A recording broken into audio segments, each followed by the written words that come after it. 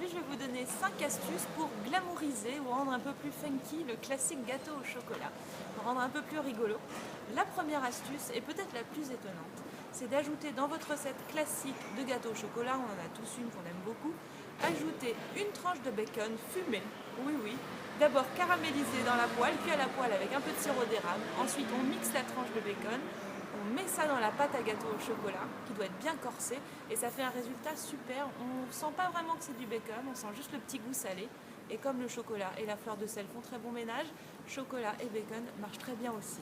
Voilà pour ma première astuce. Deuxième astuce, très facile également, toujours avec la recette de base de gâteau au chocolat que vous faites à tous les anniversaires.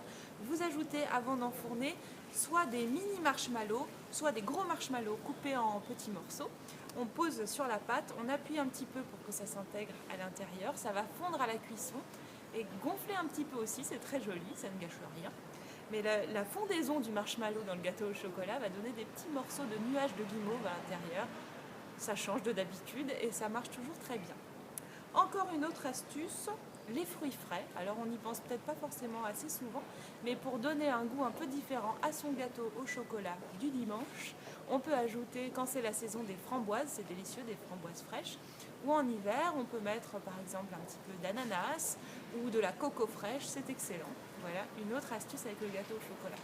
Pour accompagner le gâteau au chocolat, je propose sinon la sauce caramel inratable, c'est-à-dire pour tous ceux qui ont peur de faire cramer le caramel, ça arrive assez souvent et très rapidement.